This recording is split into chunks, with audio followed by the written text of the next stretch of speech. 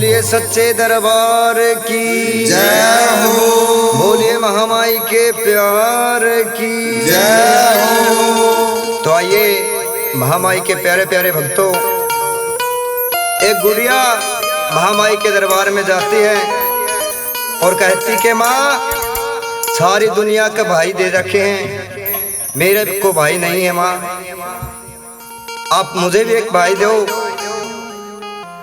और एक बात के द्वारा वो कैसे महामाई के सामने अरदास करती है, गुड़िया विनती करती है। आइए एक भजन के माध्यम से।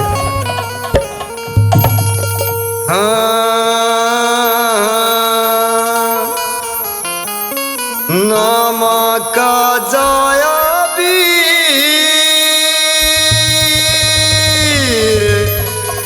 मेरा ना कुण बे मैं सीर,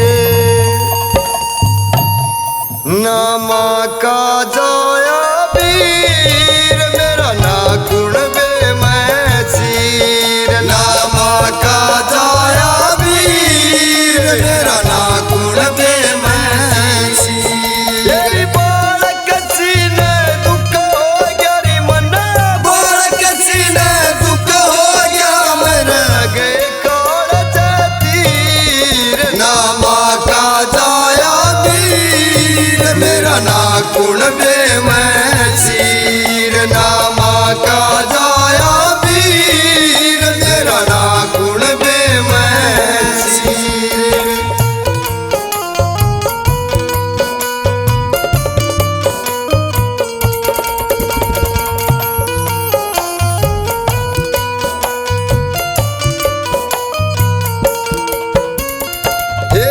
तेरे चरणा की धूल